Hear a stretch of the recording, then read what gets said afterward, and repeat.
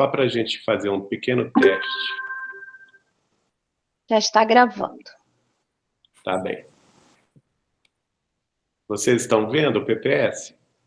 Estou sim. Ah, então tá bom. Estamos vendo, sim. Mas, posso fazer uma perguntinha, senhor Geraldo? Uma possibilidade, caso, né, não sei da disponibilidade do senhor de haver perguntas no final, ou o senhor não está com tempo? O senhor está lá em cima, meu cara. Agora, o Geraldinho está aqui para responder. Se ele souber, se eu souber... Está ótimo, então. É para avisar o pessoal da sala que depois da palestra então está aberta a perguntas. Muito obrigado. Tá bem. Bom, então podemos começar aqui com a nossa pequena apresentação. É o seguinte: Chico Xavier, mediunidade e vida. Nós já falamos muito sobre a mediunidade do Chico Xavier e eu não quis ser repetitivo dos casos, dos diversos tipos de mediunidade que ele tem e teve na Terra, porque a verdade é o seguinte: nós, na face da Terra, não tivemos um médium tão potente, com uma faculdade mediúnica tão impressionante, tão gigantesca, na história de toda a humanidade, à exceção de nosso Senhor Jesus Cristo. Se nós fizermos uma pesquisa histórica sobre os iluminados de todas as eras, e aqui incluindo os grandes sacerdotes do Egito Antigo, da Índia milenária, os monges da Índia milenária, da China, do Japão, do Oriente Médio, da Europa toda, os grandes santos da Igreja Católica e também da Igreja Reformada, os missionários, não é, de todas as religiões, os profetas do judaísmo, os nossos irmãos hebreus, enfim, na história da humanidade integral, nós não encontraremos uma personalidade mediúnica tão completa como foi a de Francisco Cândido Xavier, o nosso amado Chico Xavier.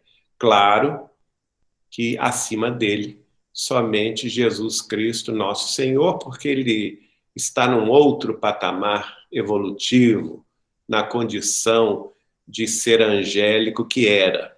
Não é? Nosso Senhor Jesus Cristo é o governador da Terra, segundo Emmanuel, através do livro A Caminho da Luz, de Chico Xavier, e também André Luiz, através do livro Evolução em Dois Mundos, de Chico Xavier. Jesus não somente é o governador espiritual da Terra, o governador e diretor da vida planetária na Terra, mas ele foi quem, em nome de Deus, formou a Terra há 4 bilhões e 500 milhões de anos atrás. Então não há como fazermos paralelos entre a personalidade do Cristo, que é divina, e a personalidade, naturalmente, mais humana de Francisco Cândido Xavier.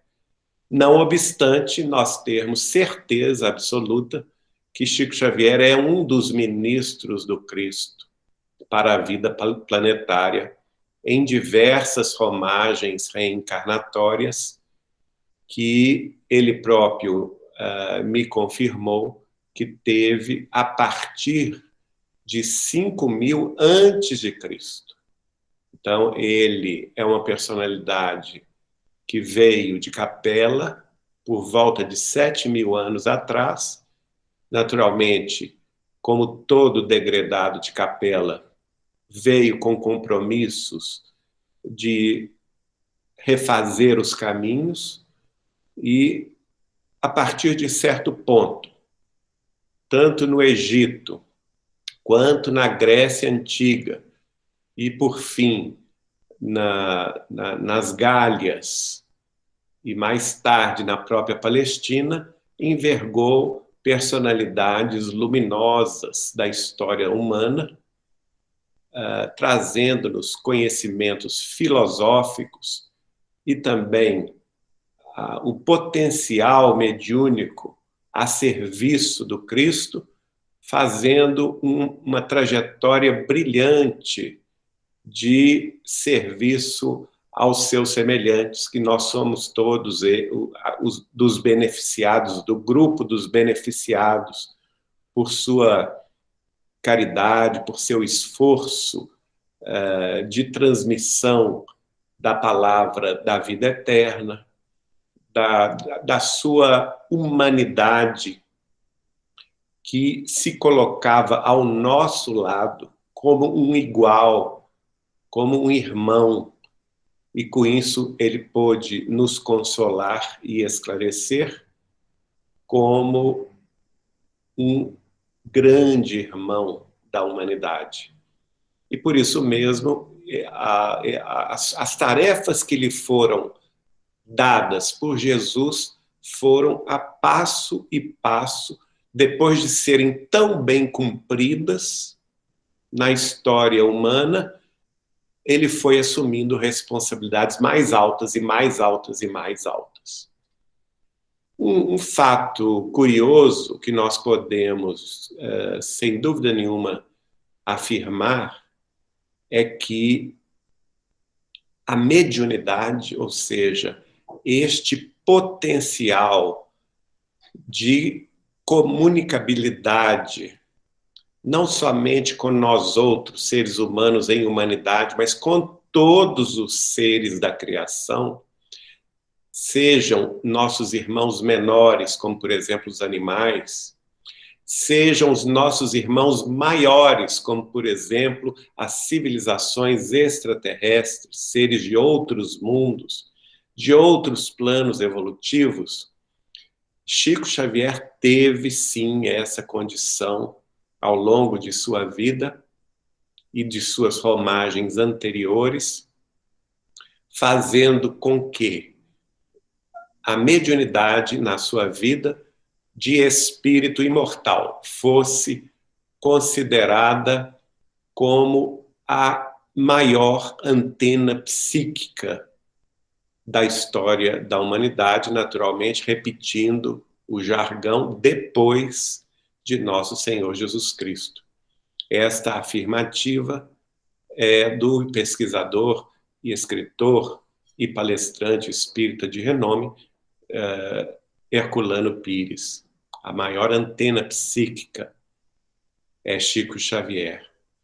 O seu biógrafo e amigo, Clóvis Tavares, da cidade de Campos, no Rio de Janeiro, fundador da Escola Jesus Cristo de Campos, que até hoje está servindo à causa espírita cristã no norte fluminense, e com cuja família eu tenho a grata satisfação de privar, ele, como um dos maiores biógrafos do início da mediunidade de Chico Xavier, em determinado momento, vai dizer com muita propriedade que Chico Xavier é o homem do futuro, é o protótipo do homem do futuro. Por quê?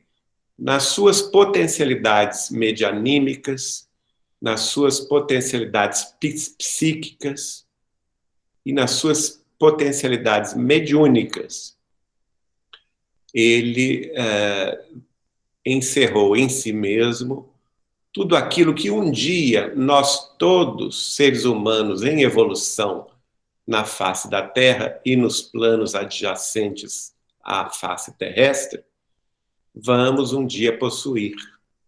Então é como se ele fosse aquele exemplo que Jesus nos enviou a respeito do mundo a ser regenerado ainda neste século XXI e que se tornará, nos próximos 7.000 anos, um mundo feliz com vamos dizer assim, a regeneração de todos nós homens e mulheres, espíritos imortais, que estamos trilhando o nosso caminho evolutivo. Por isso mesmo, nós podemos dizer que, sem sombra de dúvida, é indissociável o título desta live de hoje, Mediunidade e Vida na Personalidade de Chico Xavier.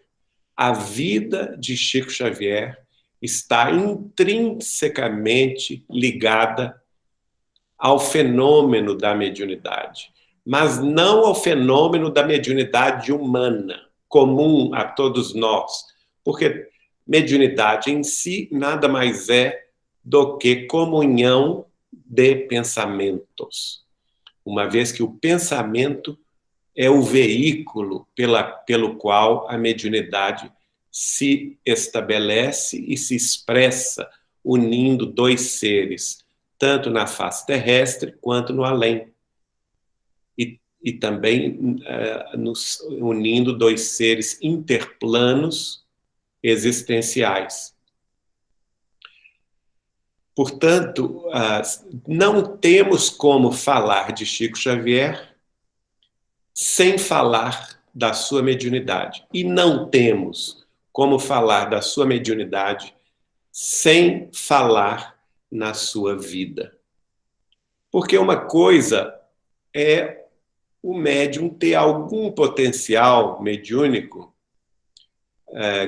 e nesse ponto particular eu estou falando a qualquer um de nós, seres humanos falíveis, comuns da estrada evolutiva, em que, como sabemos da própria obra do codificador Allan Kardec, a mediunidade é um fator físico, é um fator próprio, anímico da criatura, que desenvolveu essa potencialidade por essa ou aquela razão anterior.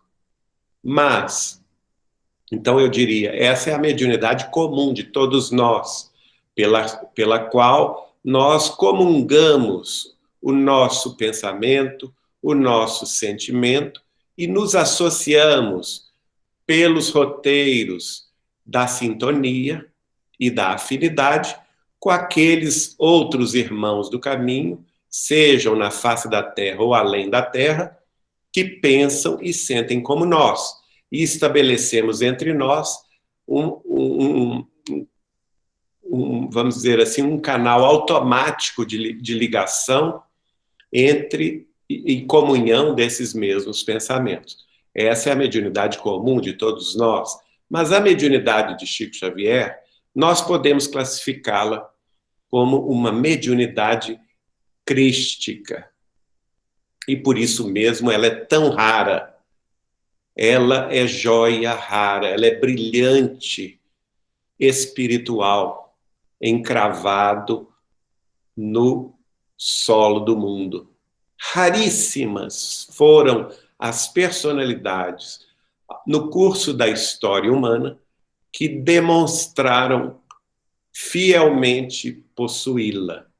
Porque mediunidade crística tem a ver, obviamente, com o nosso patrono maior, que é nosso Senhor Jesus Cristo.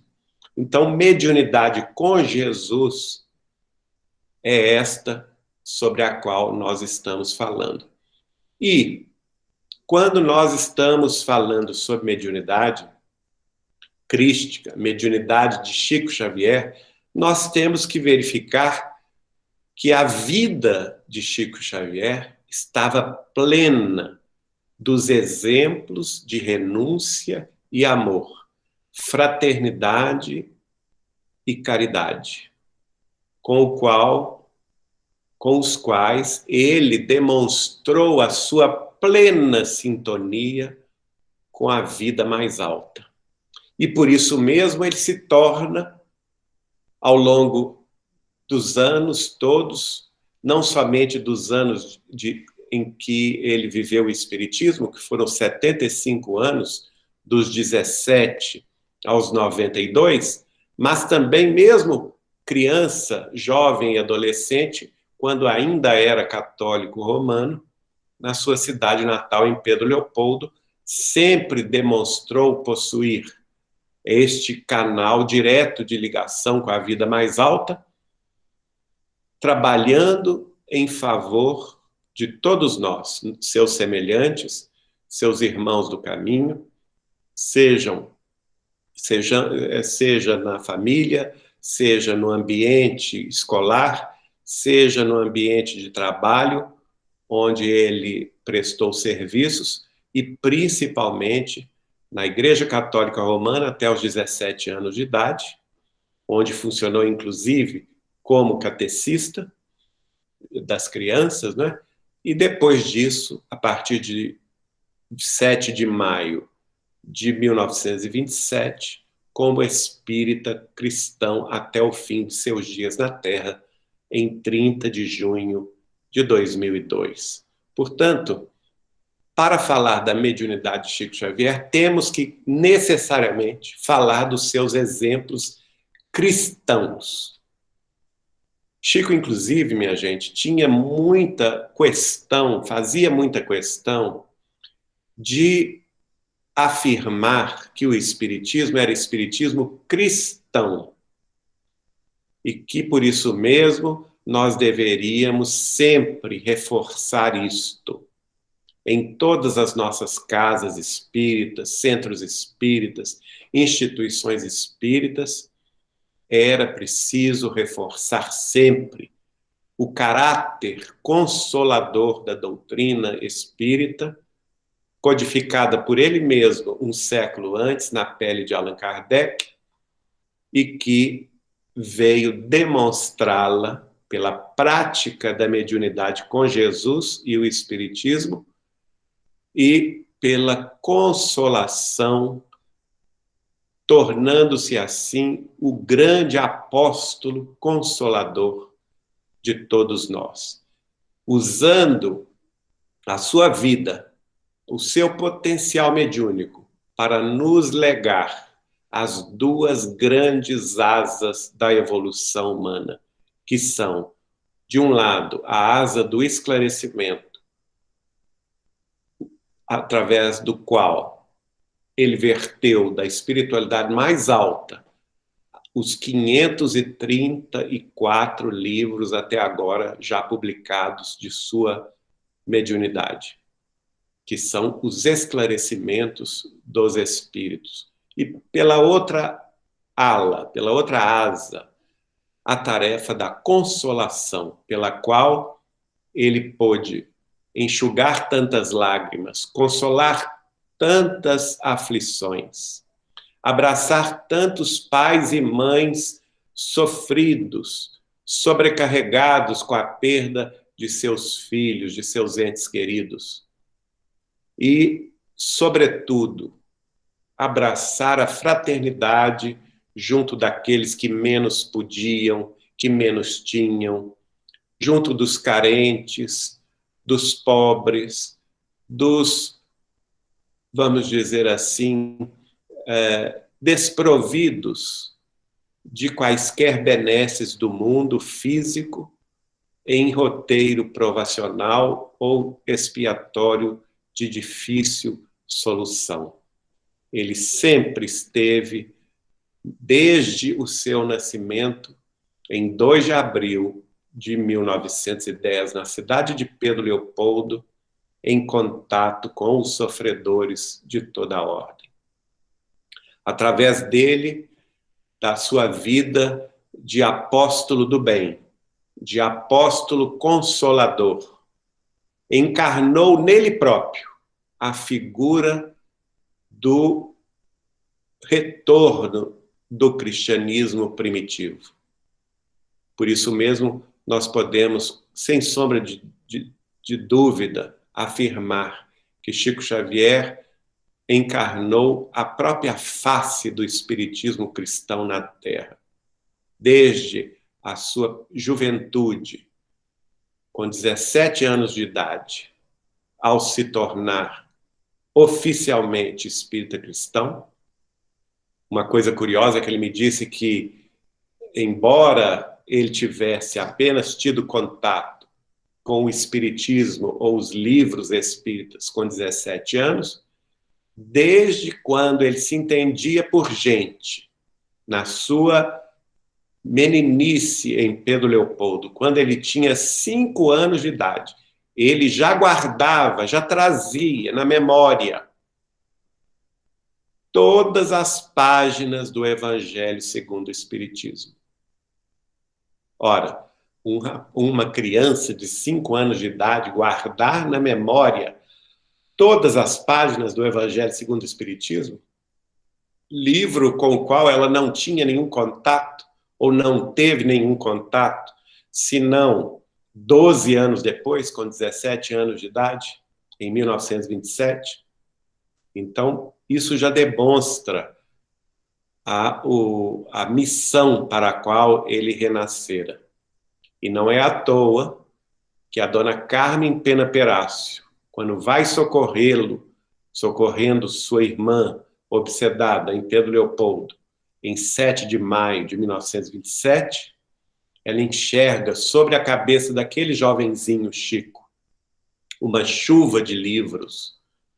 E por isso mesmo ela vai, no dia 8 de julho do mesmo ano, de 1927, sugerir a ele que pegasse o lápis e o papel ofício, para, quem sabe, se dispor a escrever pela mediunidade páginas dos amigos espirituais. E assim aconteceu. A primeira página, nesta noite fria de 8 de julho de 1927, ele, com 17 anos, recebeu uma mensagem de 17 páginas, assinada por um espírito amigo. E deste dia em diante, nunca mais parou. Foram 75 anos de mandato mediúnico, mandato de amor e renúncia, dedicando-se à tarefa de esclarecer-nos e consolar-nos, espalhando fé, espalhando sabedoria, distribuindo amor e espargindo as flores da caridade, dando e dotando o Brasil de espírito para que a grande nação brasileira, pátria do Evangelho de nosso Senhor Jesus Cristo e coração do mundo regenerado do amanhã, pudesse ter espírito e oferecer espírito para todas as comunidades das nações irmãs que estão hoje já absorvendo esses ensinamentos desta própria obra materializada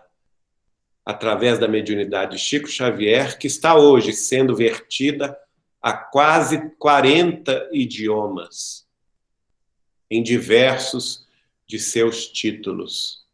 Dos 534 títulos de livros já publicados em português, diga-se de passagem, a maior obra literária em língua portuguesa do mundo e a terceira maior obra literária do mundo em quantidade de livros publicados, somente superada por 2 autores, um árabe e um russo.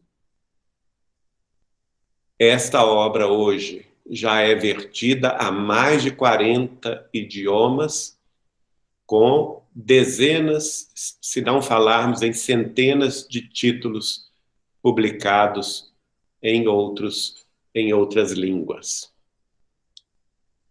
Então, vamos falar da vida de Chico Xavier. E para isso, nada melhor do que nós ouvirmos o próprio Chico falando. Alguns desses slides próximos, nós fomos anotando ao longo dos 21 anos de convivência que tivemos com ele, de 1981 a 2002. Então, vamos dar a palavra a Chico Xavier, para que possamos ter conhecimento da sua vida íntima e entender por que o seu espírito humano estava tão sintonizado e sempre esteve tão sintonizado com os planos da vida imortal. Vejamos isto. Eu aceito o mundo e os homens como eles são e continuo sendo eu mesmo. Isso é de uma extraordinária beleza, porque nós somos testemunha disso, não é? Chico Xavier aceitava todos os que o buscavam, como eles são, como eles eram, não fazia exigências de qualquer espécie, não tinha pré-julgamento de qualquer ordem, nunca guardou preconceito no olhar, no relacionamento com as pessoas.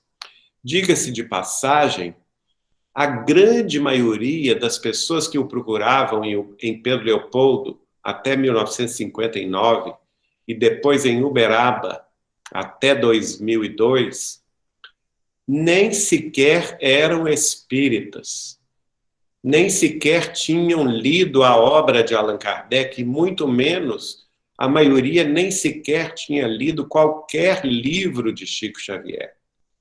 E nós somos testemunhas disso, que ele recebia católicos, protestantes, judeus, budistas, hinduístas, orientais, umbandistas, até mesmo agnósticos, pessoas céticas, que não tinham religião. Ele as recebia todas com muito carinho, com muito respeito, com muita fraternidade, sem perguntar a eles qualquer coisa a respeito dos seus conhecimentos, sem exigir deles qualquer tributo em relação à própria atividade de Chico Xavier, aos próprios livros, sem qualquer pedido de contribuição para as suas atividades caritativas, e também respeitando cada qual na posição em que se encontrava.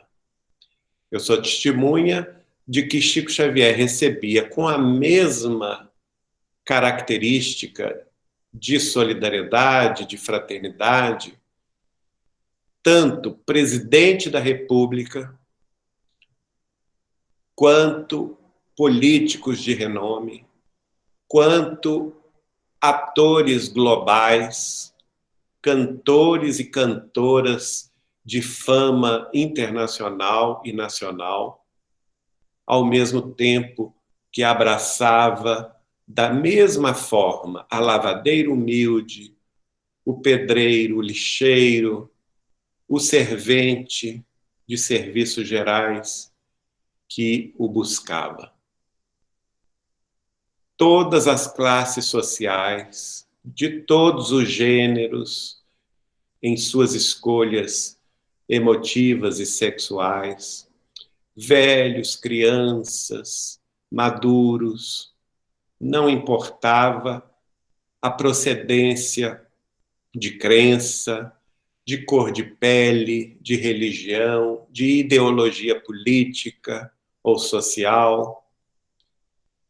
Chico Xavier aceitava cada qual como a pessoa era, mas se resguardava o direito de continuar sendo ele mesmo, não dando a ele desconto algum a respeito de suas responsabilidades e de suas tarefas. Outro dizer de Chico Xavier. Aqui vemos uma cena quando ele veio, em 1973, receber o título de cidadão honorário da cidade de Belo Horizonte, Minas Gerais.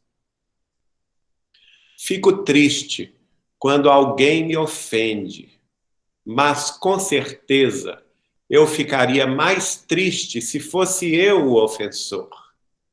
Magoar alguém é terrível. Isto eu pude constatar ao longo dessas mais de 2 décadas de convivência que ele também sofria ataques, sofria ingratidão, sofria, às vezes, calúnias, não é? Achaques dos companheiros da própria doutrina, do próprio movimento espírita. Vemos até hoje médiuns aí de renome que causaram a Chico Xavier grande sofrimento, mas ele era incapaz de tornar estes assuntos públicos no sentido de cobrar qualquer coisa. E sempre se colocou na posição do esquecimento de todo mal, sempre se colocou na posição de que era melhor ser o ofendido do que o ofensor. Porque ele nos dizia que a mágoa, a raiva, o ódio são cadeias da alma que prendem-nos àqueles com os quais trocamos essas vibrações menos felizes. E era preciso, de certa forma, se liberar, todos nós. É preciso nos liberarmos dessas cadeias de mágoa, de ressentimento, de disputas inglórias que nos unem aos nossos irmãos do caminho, porque elas não nos deixam seguir. E nós precisamos seguir o caminho da verdade e da vida de Jesus Cristo, nosso Senhor. Então é preciso nos liberar dessas amarras. Chico Xavier fazia isto com grande sofrimento. Não pensem vocês que ele não chorava, que ele não sentia. Sim, ele chorava, ele sentia a dor do desengano, a dor do abandono, como, por exemplo, o abandono que ele sofreu do médium e amigo da época, que trabalhou com ele em Uberaba, na Comunhão Espírita Cristã de Uberaba, que fundou com ele a Comunhão Espírita Cristã de Uberaba, Valdo Vieira. Né? Não pensem vocês que ele não sentiu sim tristeza e, por vezes, até mesmo o toque da depressão profunda, mas nunca se entregou a isto. Ele tinha aquela força interior, talvez sabendo de que tudo passaria, ele se entregava ao mais alto e continuava trabalhando. Certa feita ele me disse que ele saiu de Pedro Leopoldo em 1959, depois de uma perseguição terrível dos irmãos da Igreja Católica Romana, que aliciaram alguns de seus familiares, principalmente um de seus sobrinhos, e começaram a publicar inverdades, mentiras sobre si e sobre sua mediunidade nos jornais da cidade de Belo Horizonte, e aquilo se tornou um escândalo. E ele me disse, eu tive que entrar no ônibus, partir para Uberaba, sem levar uma muda de roupa sequer, deixando tudo para trás, família, laços afetivos queridos de suas irmãs com as quais ele tinha maior afinidade, sobrinhos queridos. Ele partiu sem levar uma muda de roupa, sem levar uma mala para Uberaba, porque ele não quis retribuir o mal com o mal, retribuir as calúnias e as difamações que estavam sendo publicadas pelos jornalistas da época, principalmente do jornal Diário da Tarde, de Belo Horizonte. Jornal esse que estava sendo patrocinado pela Arquidiocese de Belo Horizonte para denegrir a mediunidade e a imagem do espírita cristão Francisco Cândido Xavier, aliciando seu sobrinho Amaury Pena para que ele falasse aquelas inverdades todas. E o Chico me disse, para não dar uma entrevista em que ele pudesse desmascarar o sobrinho, para que ele pudesse falar a verdade, sabendo ele que se ele assim o fizesse, ele iria levar grande sofrimento à sua irmã, mãe do Amaury, e a seu cunhado, pai do Amaury. E por isso ele renunciou ao direito de explicar a verdade e continuou o seu caminho, mudando-se para Uberaba para prosseguir trabalhando. E ele me disse, Geraldinho, a minha resposta a este pessoal foi a seguinte: silêncio e trabalho. Respondi com silêncio a todas as calúnias e a todas as difamações. Mudei-me para uma nova cidade. Recomecei do zero, com o apoio de novos amigos, deixando grandes afeições e grandes amigos e familiares na cidade querida natal de Pedro Leopoldo. Mas recomecei do zero em Uberaba, para mostrar ao futuro que o serviço cristão é este, o de renúncia de si mesmo e o de tomar, cada um de nós, a nossa própria cruz e seguir ao Cristo. E por isso mesmo ele jamais proferiu aquela palavra terrível de magoar alguém.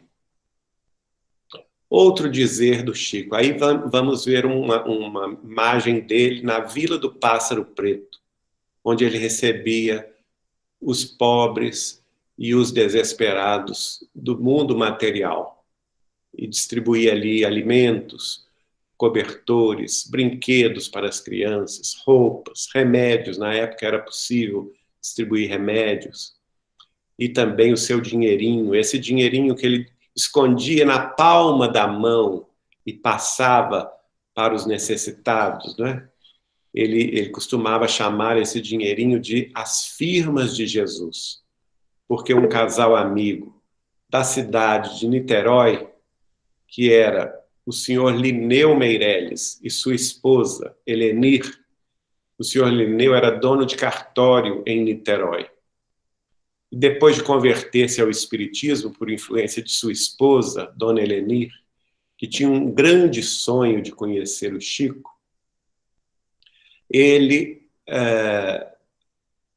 passou a reservar no seu cartório aquele dinheiro que as pessoas que pagavam para registrar firmas, né? As assinaturas, os cartões de assinaturas. Ele resolveu fazer esse trabalho, reservar esse dinheirinho, que é um dinheirinho pequeno, né? R$1, R$2, equivalente de hoje, R$5, naquela época era o cruzeiro, e separava, dobrava esse dinheiro, colocava num saco plástico, bem guardado, e quando o casal ia a Uberaba visitar o Chico, entregava para o Chico distribuir no sábado, às 14h15, na Vila do Pássaro Preto. E assim, era muito curioso que quando o Chico via o casal, e ele tinha sempre um código, né, para não falar o que era que tinha no pacote, e o seu Lineu entregava para o Chico, ele perguntava, que beleza, e afirmava, né, que beleza, Lineu, as firmas de Jesus chegaram. Né? E ele sabia que então no sábado próximo ele estaria ali distribuindo com os nossos irmãos mais necessitados aqueles benefícios, embora diminutos, né? Mas com muito amor, com muito carinho. Vamos ver aqui essa frase dele. Tenho aprendido com os benfeitores espirituais que a alegria é a doação que podemos oferecer aos outros sem tê-la para nós mesmos. Às vezes, a alegria que está nos faltando é justamente a alegria que devemos aos outros. Veja que beleza isso, não é? A alegria que está nos faltando é justamente a alegria que devemos aos outros. O Chico contava, às vezes, que era o seguinte, quando ele estava muito triste por alguma injúria, alguma deserção de um amigo querido, de nossa doutrina, alguma calúnia que se levantava contra ele, quando ele estava amolado no quarto, o Emmanuel aparecia para ele e falava assim: Chico, está na hora de você largar o trabalho mediúnico e ir para a periferia. Vamos distribuir com os nossos irmãos mais necessitados o pão da alegria, porque assim nós estaremos defendendo a sua própria mediunidade. E ele tinha também, como benfeitora da tarefa da caridade, a Rainha Santa de Portugal e Algarves, que era Isabel de Aragão, do século XIII, e que todos nós, no movimento espírita, reverenciamos como sendo o espírito de veneranda da cidade de nosso lar, a ministra veneranda. E ela era a responsável pela tarefa da caridade de Chico Xavier desde o dia 10 de julho de 1927, quando o Chico, orando no seu quarto, numa noite fria também, ele relata, né, uma noite gelada de Pedro Leopoldo, em 10 de julho de 1927, 2 dias depois dele ter recebido a primeira mensagem psicografada de um espírito amigo, ele relata que viu pela mediunidade da vidência um espírito tão iluminado e tão lindo de uma mulher que, a princípio, ele até julgou ser Nossa Senhora. E ele, de joelhos, ficou deslumbrado com aquela visão. Mais tarde, ele veio a saber que ela se denominou, para ele, como sendo Isabel de Castela, Isabel de Aragão, rainha de Castela, aliás, desculpe, rainha de Portugal e Algarves, de origem de Aragão. E ela, então, aliás, quem veio, na realidade, a desvendar o enigma da sua personalidade, porque ela simplesmente disse a ele que ela era Isabel de Aragão. Mas ele não conhecia nenhuma Isabel de Aragão. E alguns dias depois, o espírito de um sacerdote, Fernão, veio esclarecer o Chico de quem se tratava ela, né, que tinha sido considerada santa pela Igreja Católica Romana, Santa Isabel de Aragão. E assim, ela disse a ele: Chico, venho em nome de nosso Senhor Jesus Cristo lhe pedir que distribua pão com os pobres nossos irmãos.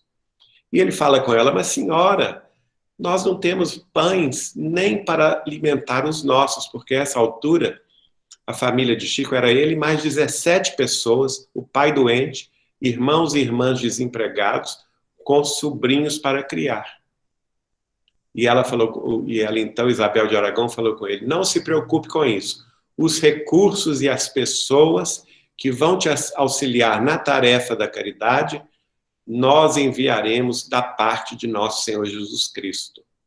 E, de fato, nesta mesma noite, Chico conversa com a sua irmã Luísa, uma das irmãs mais velhas, e pede a ela que o ajude a distribuir os pães que eles tinham em casa, na madrugada, com os irmãos que moravam naquela ocasião debaixo de uma ponte, no córrego, no rio que passava em Pedro Leopoldo.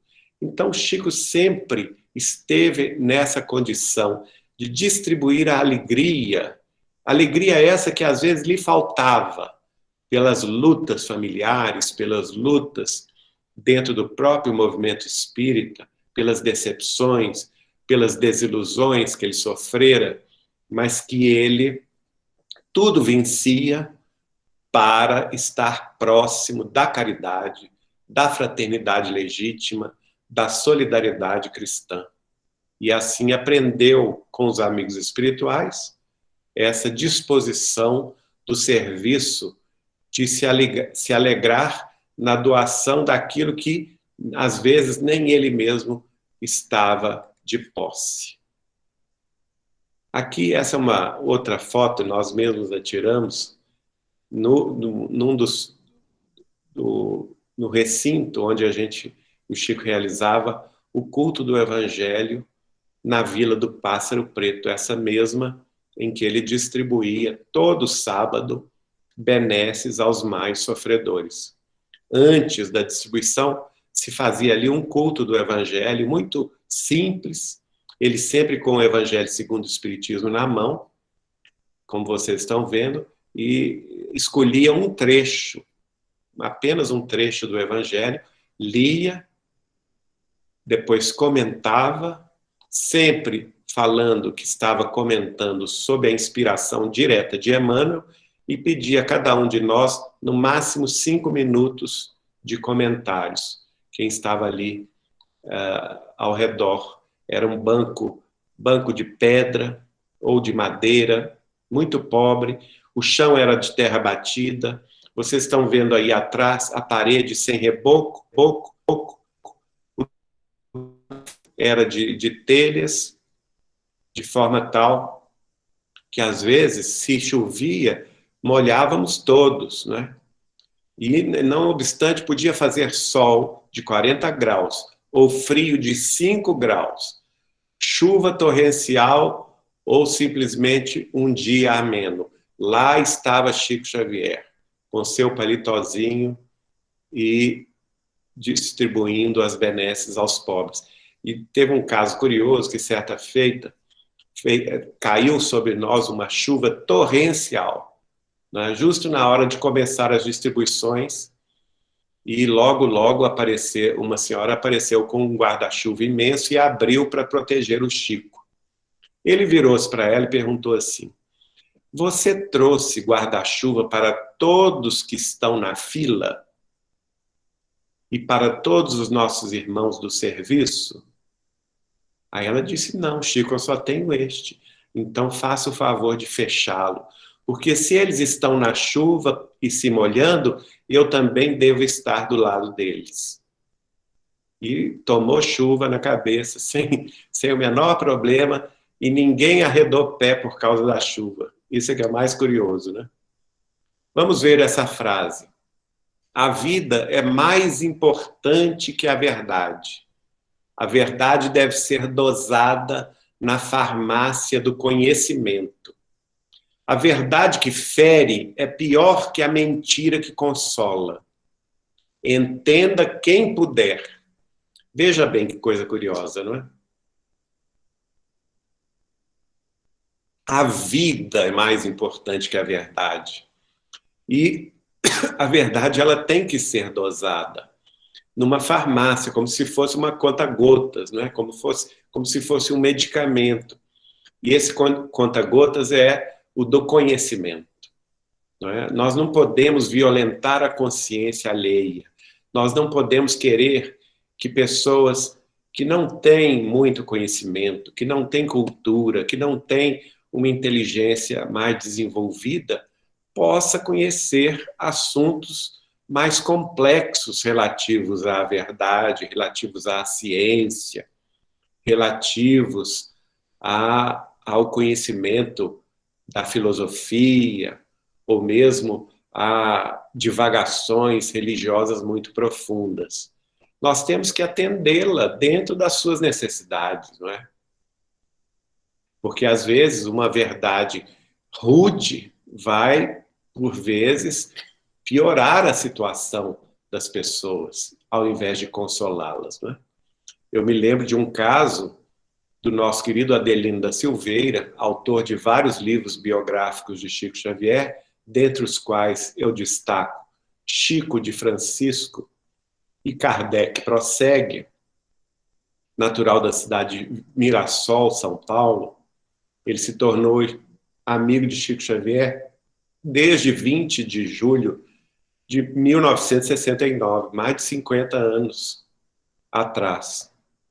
E, certa feita, ele foi encomendado a ele uma palestra sobre suicídio.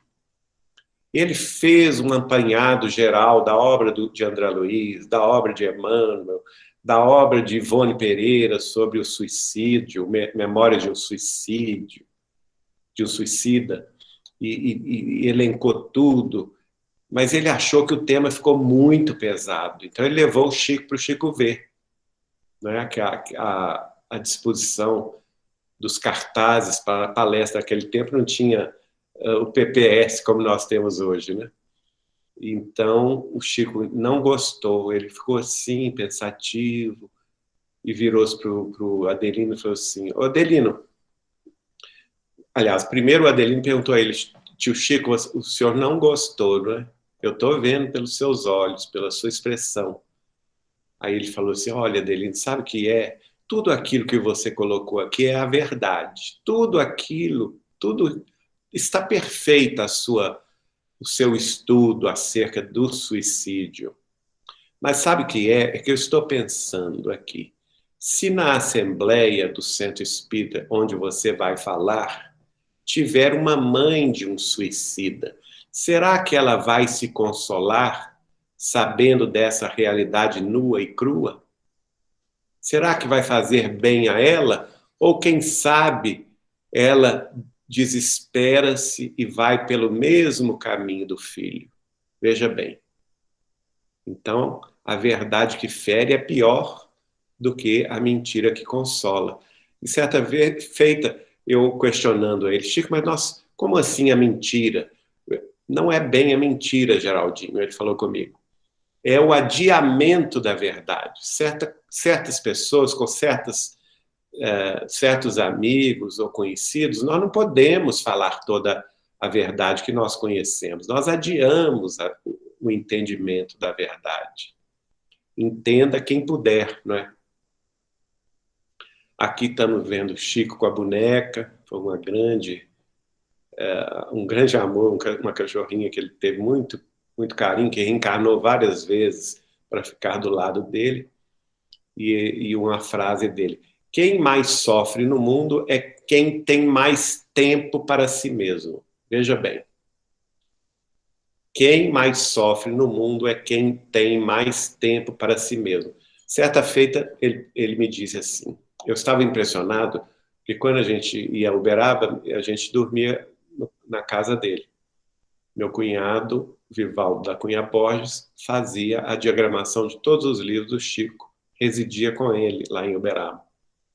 E a gente, às vezes, ficava conversando até 5 horas da manhã e o Chico ia dormir, mas às 6 ele estava de pé. Ele me disse, às vezes, 6 horas, Geraldinho, 6 horas eu estou de pé, porque eu faço questão de dar comida aos cães e leite aos meus gatos.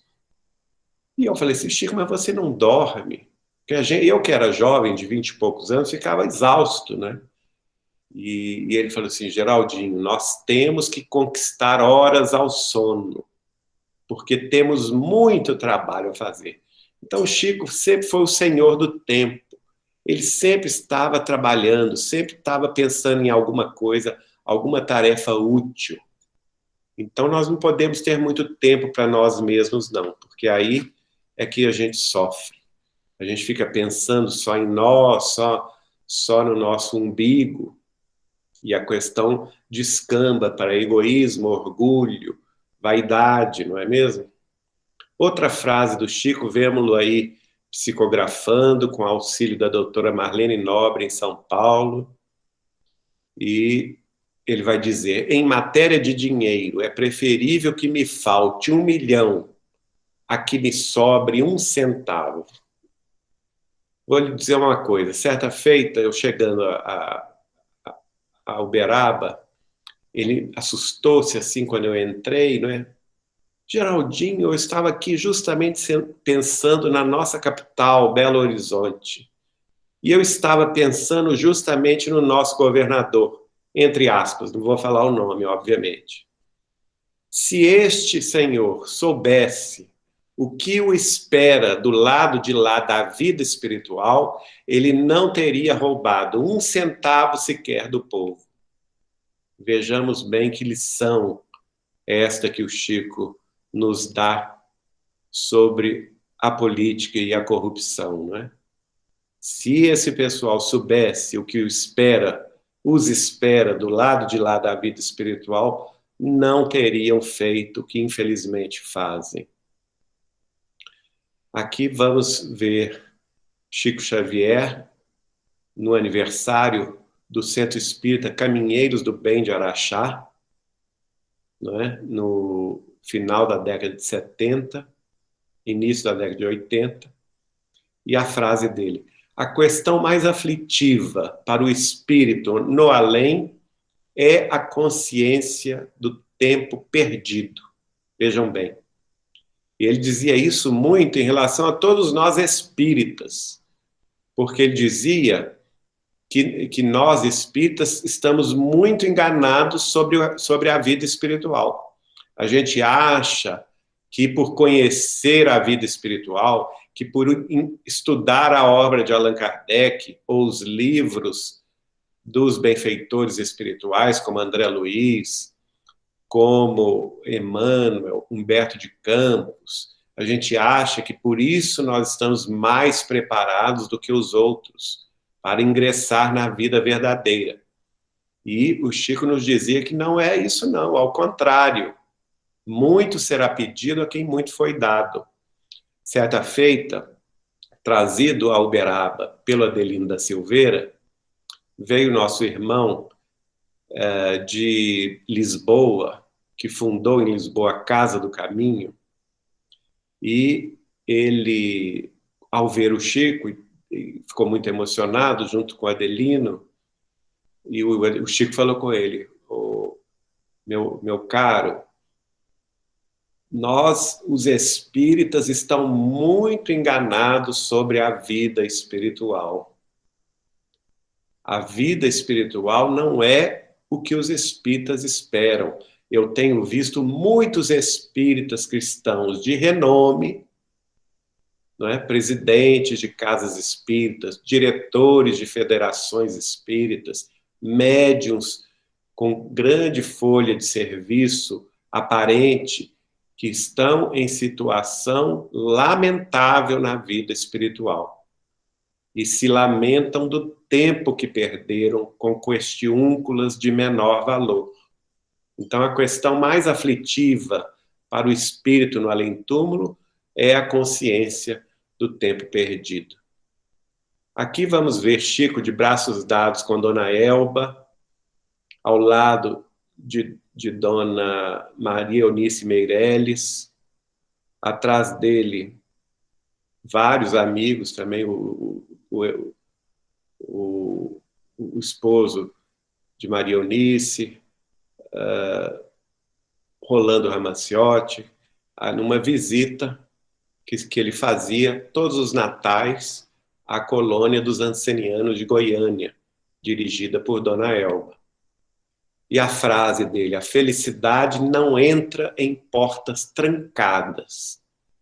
Então nós temos que abrir as portas do nosso coração, trabalhar na fraternidade, no amor fraterno, na compreensão dos nossos semelhantes, né? A felicidade não mora em corações cujas portas estão trancadas.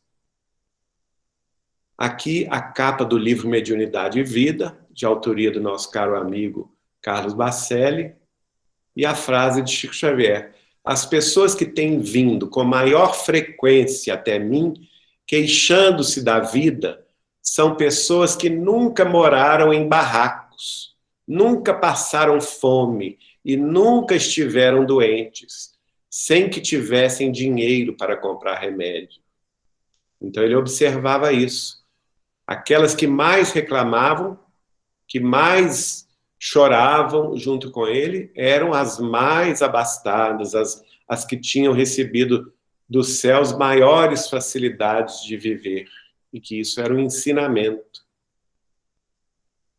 Outra frase aí nesse desenho do nosso querido Luiz Henrique, que trabalhou conosco muitos anos no departamento editorial da União Espírita Mineira e fez os desenhos da biografia que escrevemos de Chico Xavier, publicada em 1992, Chico Xavier, Mandato de Amor. E aqui a frase que destacamos de Chico: há quem pense que eu tenho problemas de solidão. Ao contrário, tenho duas companheiras inseparáveis, a angina e a catarata. E ele falava isso e dava risada, não é? Porque o Chico era muito gozado. Desde o início da mediunidade dele, ele nos contava, quando ele começou a psicografar, apareceu um espírito das trevas e deu um murro no olho dele. E esse olho ficou doente, com catarata, e ficou cego depois. E quando ele fez 50 anos de mediunidade, 50 anos depois, o presente que ele recebeu na comemoração dos 50 anos de mediunidade, que foi no dia 8 de julho de 1977, em Uberaba, foi um infarto do miocárdio e, como consequência, ele passou a ter a dor da angina pectoris. E ele falava conosco e ria que, embora ele não tivesse, que muita gente perguntava a ele se ele era solteiro, por que ele tinha escolhido a vida de solteiro, e ele dizia que a partir de 77 ele havia se casado com uma senhora muito exigente e muito neurastênica, que apertava o coração dele, que era a dona Angina Pectoris. E ela era inseparável. E, de fato, ele morreu com essa doença, né? A dor no coração da angina. E, certa feita, eu perguntei a ele, mas por que ele veio a sofrer disto? Aí ele falou comigo, porque a minha mediunidade tem uma característica de mata-borrão. Quando eu abraço uma pessoa em sofrimento, especialmente as mães, os pais, os esposos e esposas, filhos que perderam entes queridos, que estão em extrema solidão, em extremo sofrimento, aquele sofrimento deles como que passa para mim, e eu sinto aquilo no coração. Depois de 50 anos, meu coração não aguentou. Então é uma dor de renúncia, não é? Absorvendo a dor alheia, aliviando a dor alheia, ele acabou sentindo esta mesma dor. Já encaminhando aqui para o nosso finalmente, outra frase de Chico, aqui uma foto do Grupo Espírita Emmanuel de São Bernardo do Campo, São Paulo, também nesta mesma época dos 50 anos de sua mediunidade, em 1977, e o dizer dele: o choro que vive na preguiça, esquecendo o trabalho, não é mais choro, é perturbação. Então nós temos que pensar nisso, não é? Quais são as lágrimas que nós estamos vertendo? Porque se estivermos vertendo lágrimas na preguiça, esquecendo o trabalho, esse choro tem nome, segundo Chico Xavier, é perturbação, é obsessão, e precisamos nos livrar disto. Aqui ele já bem idoso, né? Quase 90 anos de idade, sendo carregado para ir ao Grupo Espírita da Prece psicografar em Uberaba. E o dizer dele, na realidade, toda doença do corpo é processo de cura para a alma. A gente tem que entender isso. Às vezes a gente se desespera com essa questão toda de pandemia, não é? Tudo certo, né? Nós nos solidarizamos com o sofrimento alheio, mas nós temos que entender, nós espíritas cristãos, temos que entender que não cai uma folha sequer sem que Deus o queira. E todo processo de doença física é um processo de depuração espiritual. É um processo de aperfeiçoamento para a cura da alma, do espírito, que está deixando na terra suas mazelas. Aqui ele já no final da sua vida, e esta frase que eu adoro: quem sabe pode muito, quem ama pode mais. Veja bem. A gente costuma ver isso, às vezes pessoas tão brilhantes no conhecimento, na sabedoria, no intelecto, mas que são tão egoístas, tão vaidosas, tão orgulhosas, né, do próprio saber. E como dizia o Chico, realmente essas pessoas sabem muito, podem muito, mas quem ama pode mais. E certa feita ele disse, para quem quisesse ouvir, que a pessoa que ama na Terra, sem exigir nada em troca, e a pessoa que perdoa, sem exigências, quando desencarna, tem as portas do céu, as portas do mundo espiritual superior escancaradas, para ela ir onde quiser. E terminando aqui a nossa lembrança da noite de hoje, também uma das minhas frases preferidas que ouvi Chico Xavier falando é: só muito tarde é que se vê que não se amou o bastante. Então, minha gente, a vida de Chico Xavier e a sua mediunidade é uma coisa só. É uma, onde começa uma e termina a outra, não sabemos. Uma coisa está intimamente ligada na outra. E ele sabe o que ele estava dizendo, porque ele vivia tudo isso.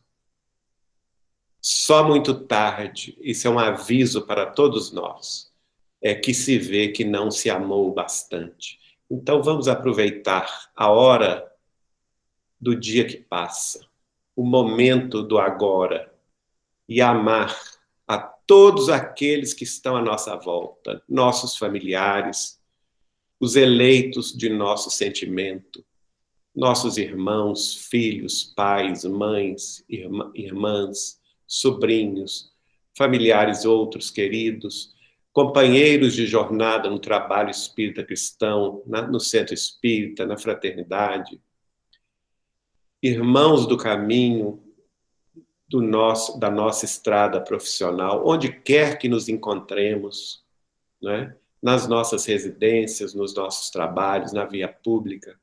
Vamos amá-los, como Jesus nos ensinou. Amar a todos como ele nos amou, porque não há maior amor do que este. Caso contrário, se deixarmos as firulas e as exigências tomarem conta de nossos espíritos, se deixarmos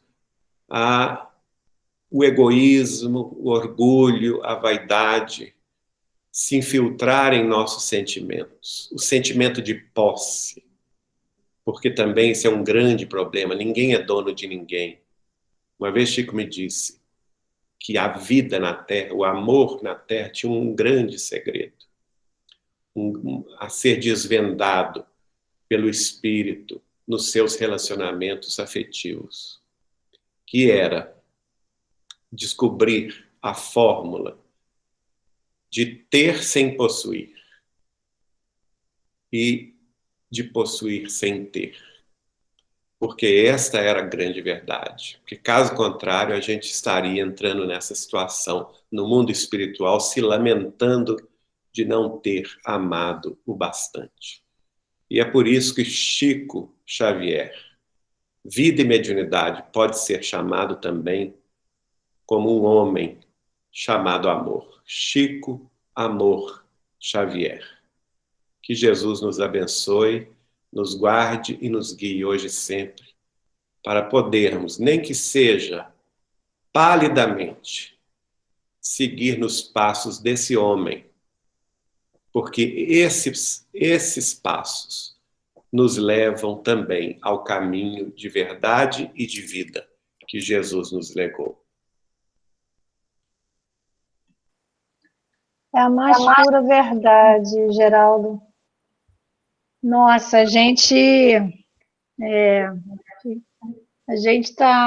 estamos todos, tenho certeza,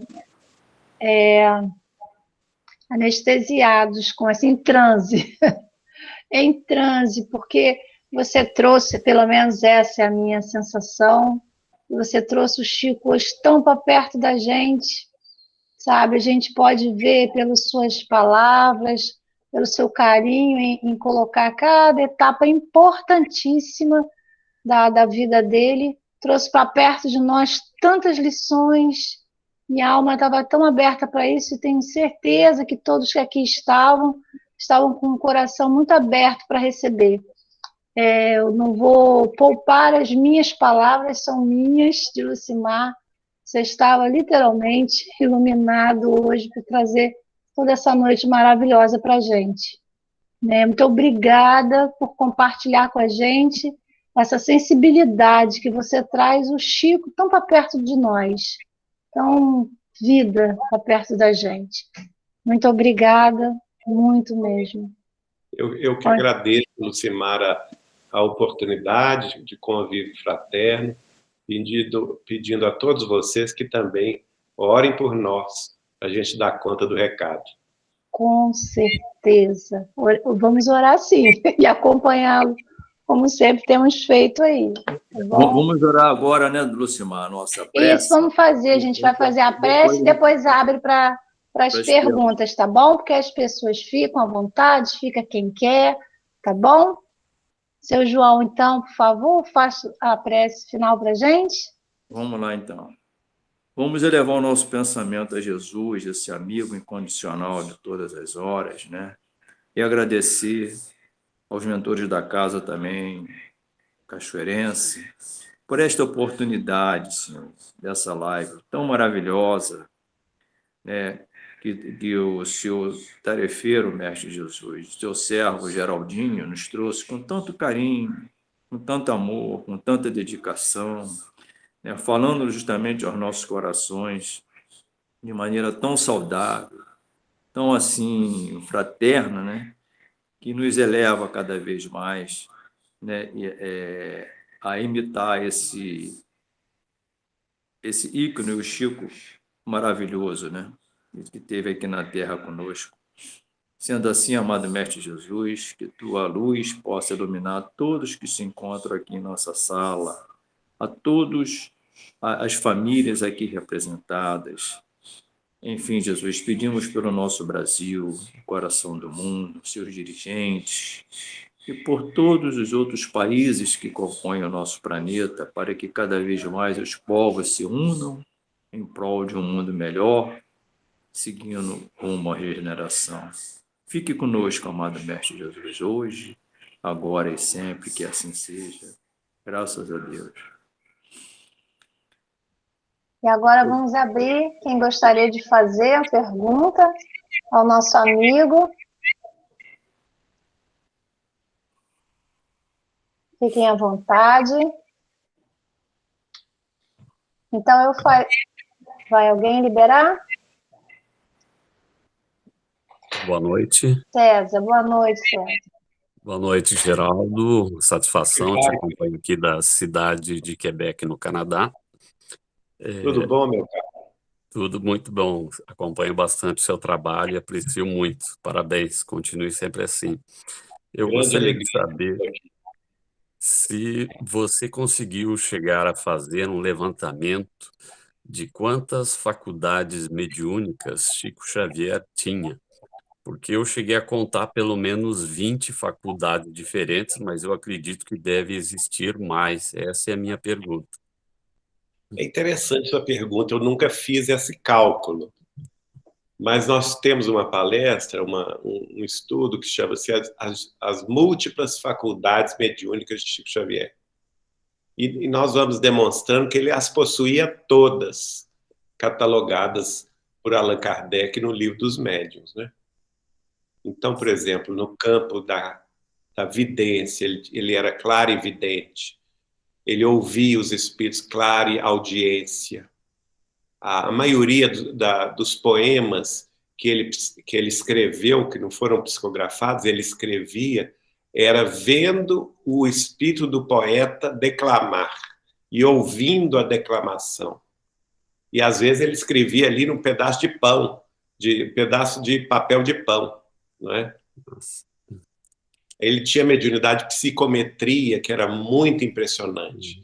Ele tocava na carta, não precisava abrir, tocava no jornal, tocava na revista, não precisava ler o artigo. Ele entrava na sintonia da pessoa que havia escrito aquele livro, aquele artigo de jornal, ou aquele capítulo de uma revista, ou então a carta de um consulente.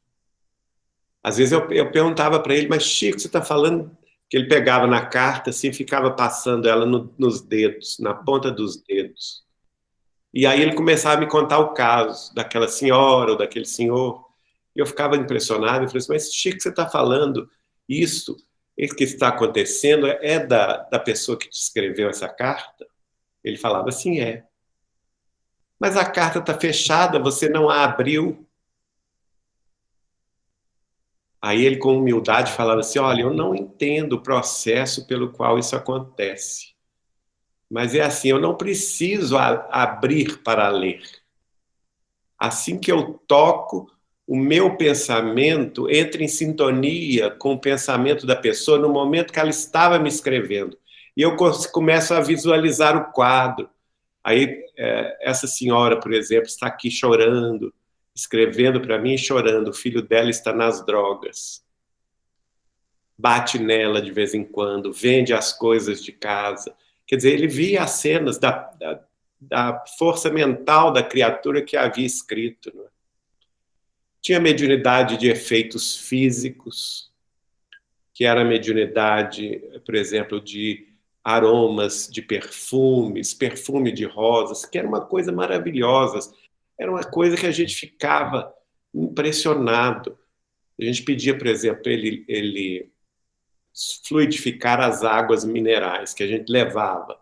Fechada, quem havia comprado éramos nós. Fechadas ainda. Ele mandava pôr em cima da geladeira dele. Quando a gente ia pegar, aqui tinha um líquido leitoso lá dentro, que ficava dançando. Não se misturava com a água. Se você destampava, recendia rosas. Quando era o aroma de rosas, por exemplo, ele falava que ou era Isabel de Aragão, rainha de Santa de Portugal e Algarves, do século XIII, nossa veneranda, ou era o espírito de Meimei também. E às vezes era o cheiro de éter. Quando dava o éter, era porque alguma pessoa ali do ambiente estava doente. E aí era Sheila, Dr. Bezerra ou André Luiz, que era o veículo da cura, não é? Então, Chico Xavier curou muita gente. É impossível a gente saber quantas pessoas foram curadas por Chico Xavier, porque ele jamais se gabou disso.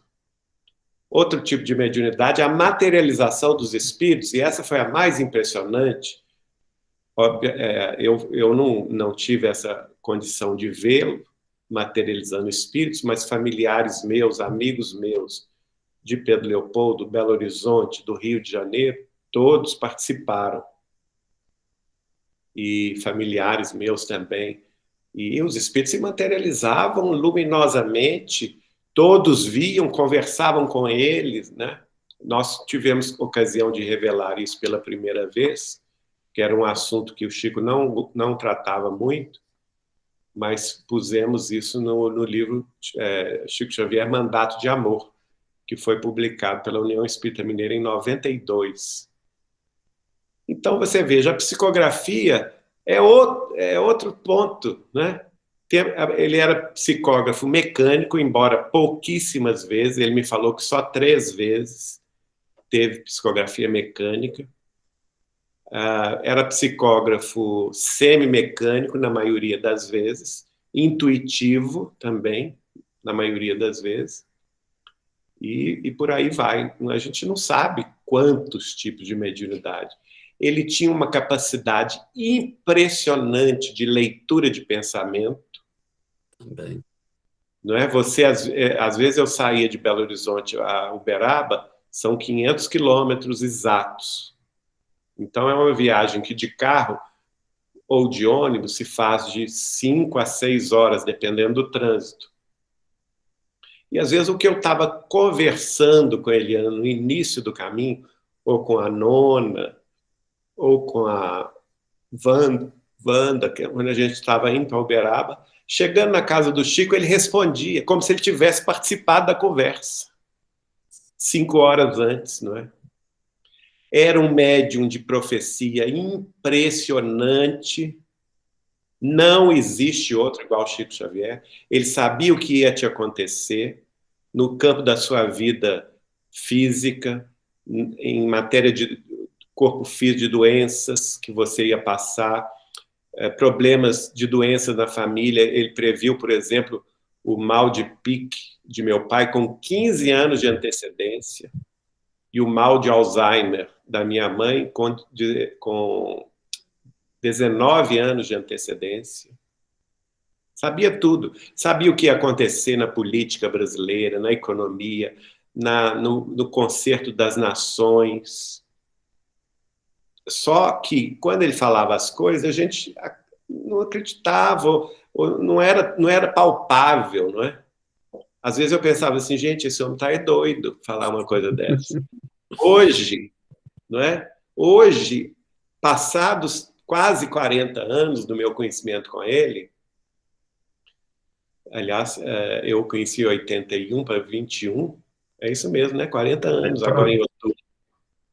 Hoje eu vejo que as coisas que ele falava na década de 80, que para mim era loucura, um jovem de 25 anos, muita coisa eu achava, isso é coisa da cabeça do Chico, isso não pode acontecer nunca. Já está acontecendo na ciência, né?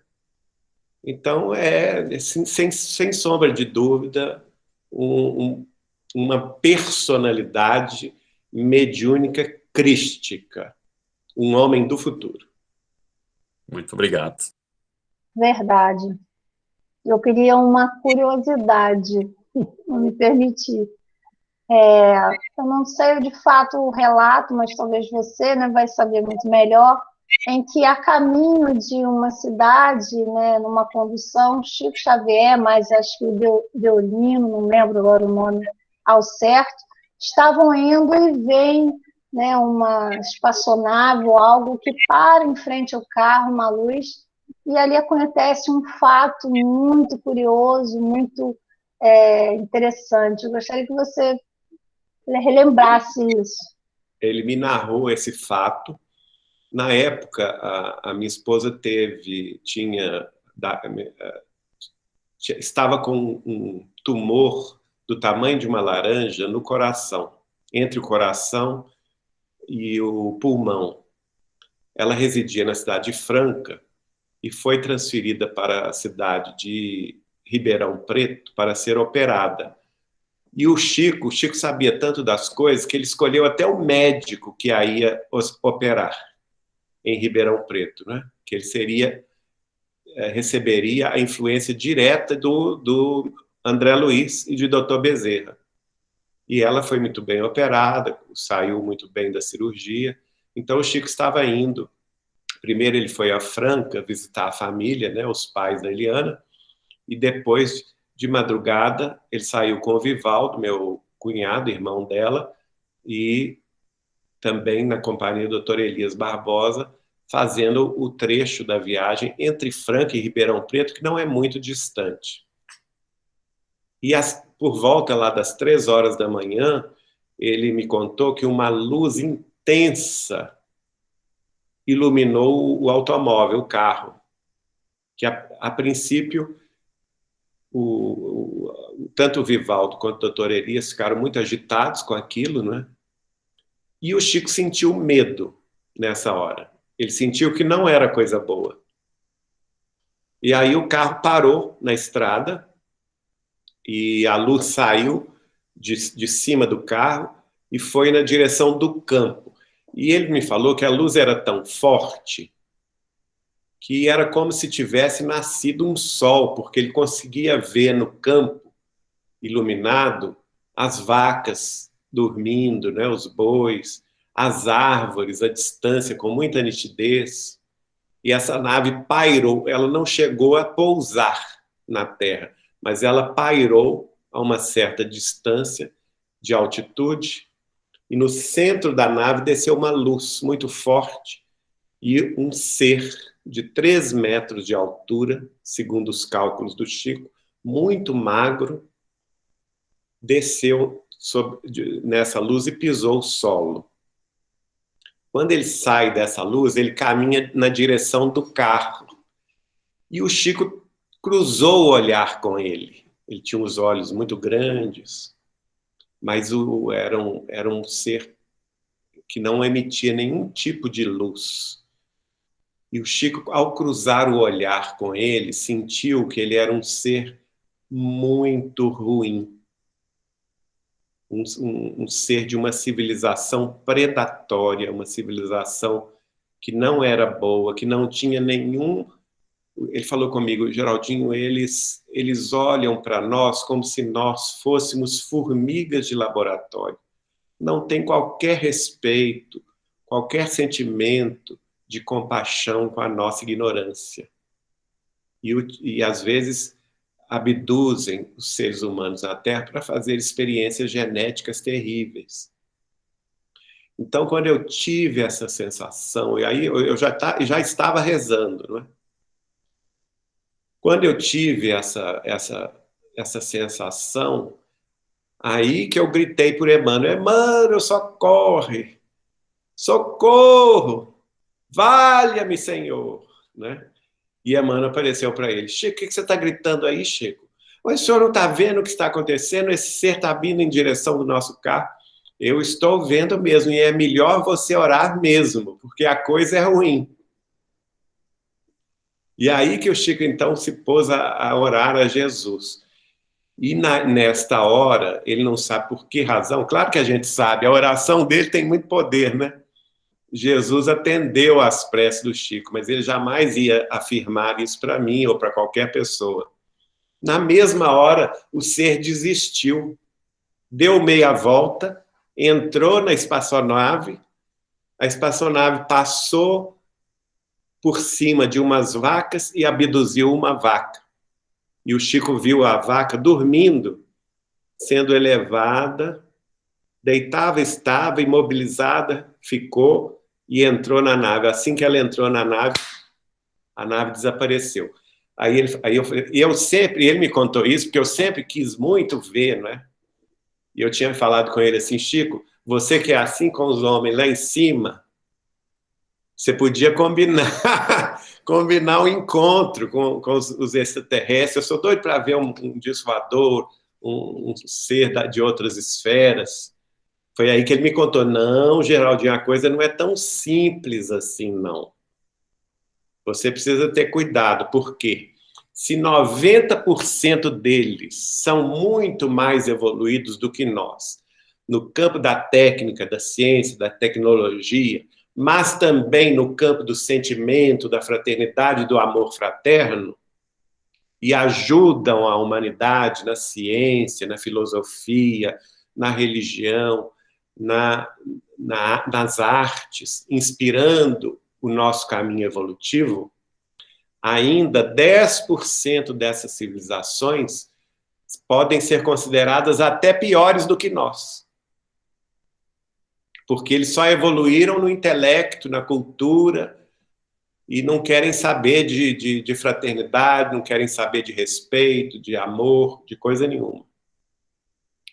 Então, meu filho, ele falou, completando a lição, se algum dia você se deparar, ou qualquer um de nossos irmãos se deparar com esta nave, eu vou lhe dizer como ela é.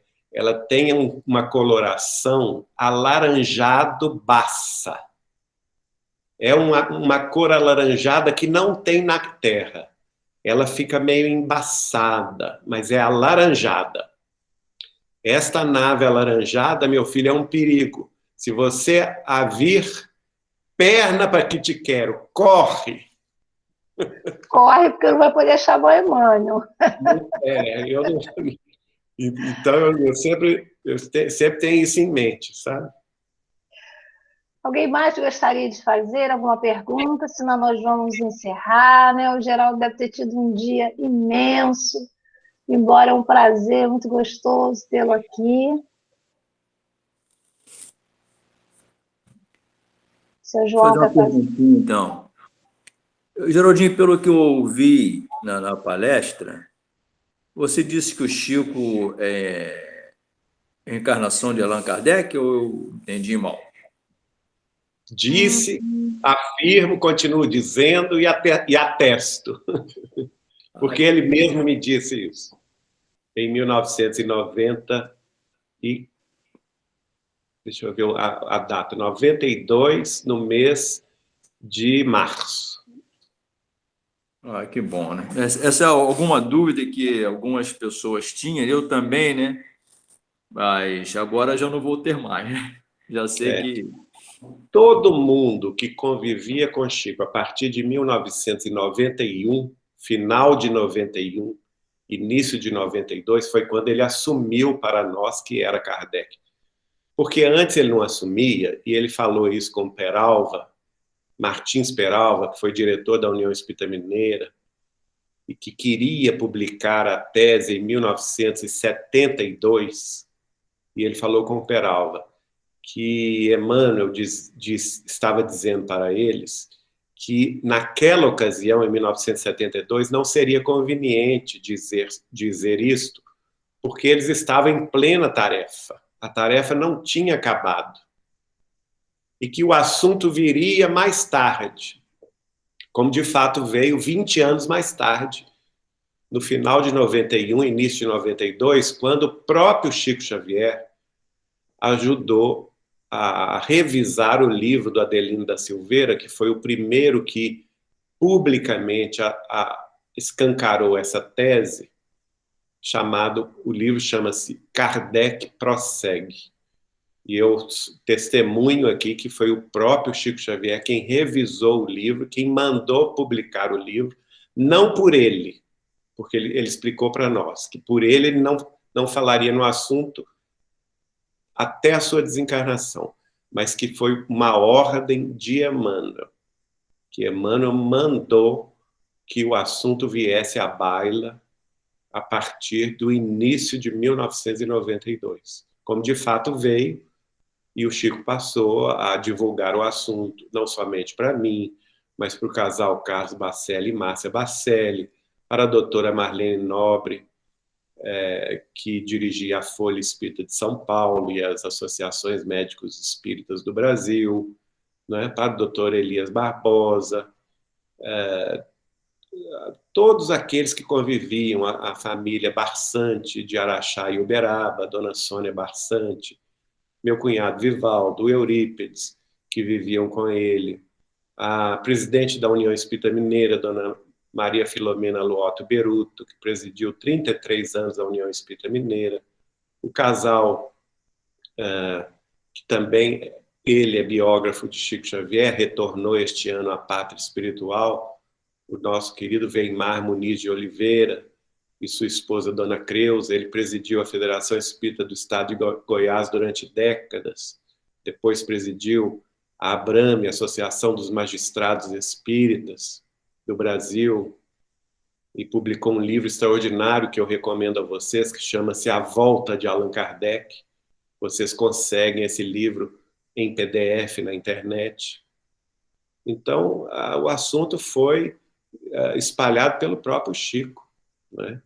O nosso amigo e médium de Ituiutaba, Antônio Baduí Filho, que até hoje recebe André Luiz, Hilário Silva, diretor do Hospital Psiquiátrico Allan Kardec de Ituiutaba, recebeu várias mensagens na Cometrim, que é a confraternização das mocidades espíritas, mocidades e madurezas espíritas do Triângulo Mineiro, um encontro que se realiza há mais de 70 anos no Triângulo Mineiro. E a partir de 1994, o Toninho Baduí, que era grande amigo de Chico, passou a receber as mensagens de André Luiz e de Hilário Silva, afirmando que Chico Xavier era a reencarnação de Kardec. E o Chico passou a distribuir essas mensagens para quem quer que fosse no Grupo Espírita da Prece em Uberaba. Estava lá as mensagens, incentivava a distribuição dessas mensagens, fez com que elas fossem publicadas na Folha Espírita de São Paulo, da doutora Marlene Nobre, na revista Goiás Espírita, da Federação Espírita do Estado de Goiás, e no jornal O Espírita Mineiro, da União Espírita Mineira. Então, essa é a realidade, não é? Agora, é curioso a gente ver o seguinte, as pessoas que combatem a tese, quase 100% delas nem mesmo conheceram Chico Xavier. Verdade, não fazem a analogia, né? Kardec voltaria, e quem mais para vivenciar, né, como vivenciou o Chico, senão o próprio Allan Kardec, né? Você veja que Kardec próprio escreveu Minha Volta, sobre revelações do Espírito da Verdade, que disse a ele que se fosse possível ele viver na Terra 200 anos, ele daqui não sairia. Mas como isso era contra a lei natural, ele precisaria retornar o mais breve possível, mas antes concluísse o seu último livro, que era o A Gênese, os Milagres e as Predições segundo o Espiritismo, para retornar para o mundo espiritual por um pouco de tempo e depois voltar à Terra para completar a sua missão. Isso foi o Espírito da Verdade. Ora, o Espiritismo não é guiado pelo Espírito da Verdade? Ou nós aceitamos o Espírito da Verdade ou não aceitamos? É ou não é? Então, isso é curioso. Isso. Nós fizemos uma pesquisa, e eu convido os amigos que queiram conhecer. A pesquisa é muito ampla. Nós fizemos, até agora, 10 gravações de programas, cada um deles com quase 1h30 de duração.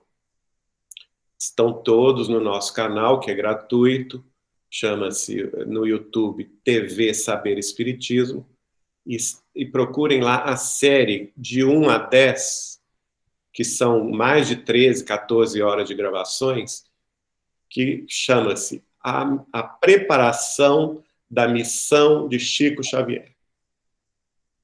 E lá nós vamos mostrar a vocês a quantidade de médiuns, cerca de 40 médiuns, receberam mais de 100 mensagens confirmatórias desde a época de Kardec, depois que Kardec desencarnou, depois no início do século XX na Federação Espírita Brasileira, depois quando Chico já estava trabalhando, esses 40 médiuns, mais de 100 comunicações, se somarem, então, a quantidade de vezes que o Espírito falou a mesma coisa, vamos aí a mais de 300 mensagens espirituais confirmando a volta de Allan Kardec em Chico Xavier. Não é? Eu agradeço muito, Geraldo. Agora, Lucimar, eu não sei, tem algumas perguntas aí. A gente se pudesse, não sei da disponibilidade aí do Geraldinho, porque se a gente pudesse, ficava ouvindo ele até 5 horas da manhã, né? Realmente, aí nós já vamos aí daqui a pouco realmente dar 10 horas. Tem uma da Débora, né, Geraldinho, uma grande honra te ouvir, sentir vibração de amor de Chico Xavier através de você. Por favor, Chico voltará a viver materialmente na Terra ou sua ajuda para o planeta será através de outros planos espirituais de amor? Eu já disse isso em live, a dona... Quem o hospedava em São Paulo, que é a dona Nena Galves, diretora e fundadora do Centro Espírita União de São Paulo, nos revelou no centenário de Chico Xavier em Brasília, que certa feita ela encontrou Chico chorando na casa dela em São Paulo, no bairro de Pacaembu.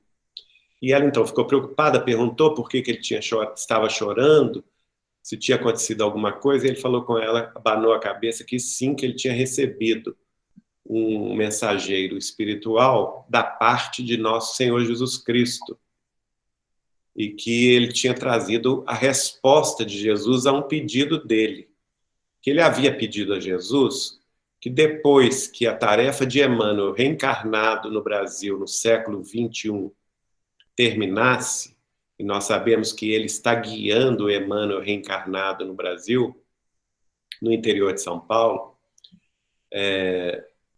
e para mim ele falou que a tarefa de Emmanuel só vai terminar no ano 2100, não é? e ele no mundo espiritual, ele, Chico Xavier. Então, ele havia pedido que, quando essa tarefa terminasse, que eles trocassem de posição outra vez, ou seja, o Chico voltaria a reencarnar no Brasil no século 22, e Emmanuel, no mundo espiritual, continuaria guiando.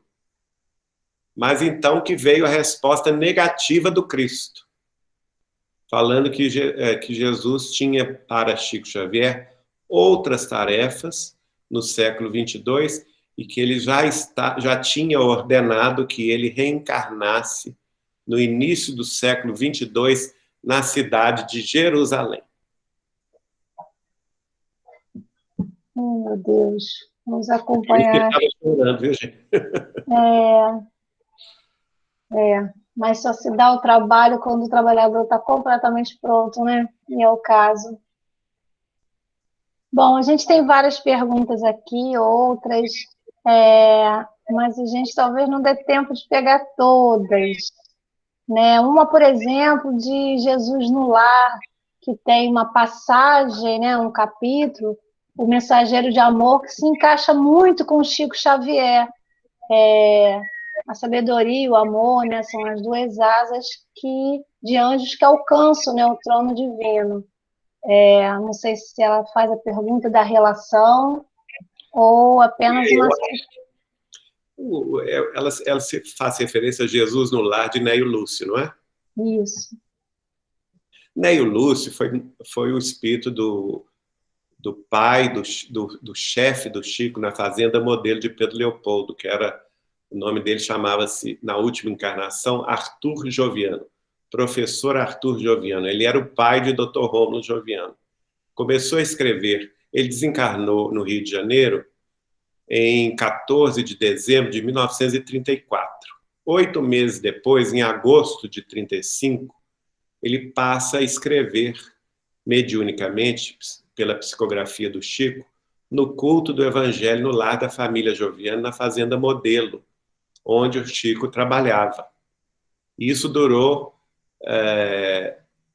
portanto, de 1935 a 1952, quase 18 anos seguidos, de mensagens toda semana, né? Nós transformamos essas mensagens em livros. Quem quiser conhecer, são os livros Sementeira de Luz, Sementeira de Paz e Colheita do Bem. E um livro de coletâneas das frases mais impactantes, que chama-se Pérolas de Sabedoria, de Neio Lúcio. Então, é muito natural, e a partir do momento que Emmanuel começa a escrever, que, né, até então o professor Arthur Joviano não sabia que ele tinha sido Neio Lúcio, né? Porque Emmanuel não tinha ainda escrito o livro 50 anos depois. Emmanuel pede autorização neste culto do Evangelho no Lar à família Joviano para revelar o passado da família. E quando ele fizesse isso, começasse a escrever, que a família iria sentir muitas emoções, por vezes contraditórias. E por isso mesmo ele não poderia escrever sem antes a permissão oficial do Joviano. E o Dr. Rômulo e Dona Maria, sua esposa, então autorizaram o Emmanuel a escrever através do Chico. E ele começa a escrever o romance 50 anos depois. E quando ele começa a escrever, o Arthur Joviano, que até então não sabia que ele era o Neio Lúcio, quando, nos 50 anos depois, Emmanuel fala sobre Neio Lúcio, né, revela a personalidade de Neio Lúcio, o Arthur Joviano fala assim: a bondade e a capacidade extraordinária deste espírito de escola que é Emmanuel, ao se referir a uma veste para mim já rota, ou seja, a personalidade de Neio Lúcio, né, em vidas longínquas, nos causou grande comoção. Então ele se integra nessa outra realidade de quase 1.900 anos atrás e passa a recordar, não é? A partir daí também ele recorda que na Roma antiga ele fazia o ensino do latim aos filhos dos escravos, o Neio Lúcio. Depois, quando Emmanuel escreve o romance Renúncia, ele se reconhece como a personalidade do professor Jacques Duquesne Davenport, que era o diretor do colégio que ele havia fundado na cidade de Blois, nas proximidades de Paris. E nesta última encarnação, ele foi o professor Arthur Joviano, secretário de Educação do Estado de Minas Gerais e depois alto funcionário do Ministério da Educação do Brasil. Então, um espírito dedicado à educação, não é? E como espírito dedicado à educação e entregue ao Cristo, porque ele foi cristianizado pela sua neta Célia Lúcius, não é? Dos 50 anos depois, ele naturalmente se dedica também ao culto do Evangelho de Jesus. Por isso ele vai escrever o livro Jesus no Lar. Então, é muito natural ele, como educador e como professor, que ele olhasse em torno da sua realidade psíquica e vivencial para tirar os exemplos daquilo que ele iria escrever. Então, eu concordo com a nossa irmã que essa página de Jesus no Lar, provavelmente o Neio Lúcio tenha se inspirado no próprio Chico Xavier. Sim, verdade. Bom, eu peço desculpa a mais algumas perguntinhas que tem, mas nós vamos ter, né, que deixar o Geraldo descansar um pouco. Amanhã é dia de luta, pegar a charrua, todos nós. Nosso abraço sincero, muito obrigado pela sua paciência. Imagina, alegria grande. E fiquem com Deus todos. Acompanhem aí depois as gravações. Vamos passar aí para a Beatriz, a assistente do Geraldo. Vamos colocar lá no canal do SEC também. Vamos espalhar a paz, o amor e esse irmão maravilhoso que nos acompanhou. Tivemos o prazer de estar encarnados na era dele, na época dele, do Chico Xavier. Que Deus nos abençoe todos e possamos ficar em paz. Muito obrigado, Geraldo. Uma boa noite. Maravilhoso. Beijo no coração, gente. Maravilhoso. Um grande abraço. Um grande abraço. Obrigado pela presença de todos. Tchau. Tchau.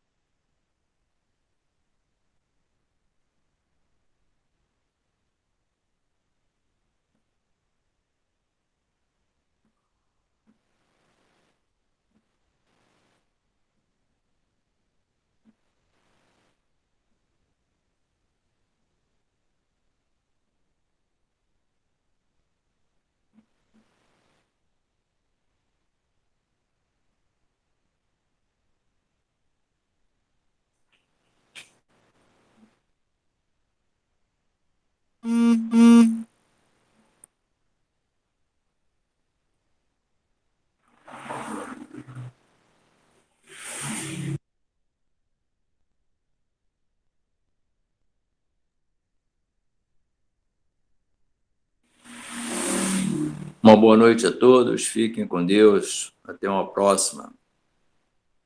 Obrigado pela presença de todos.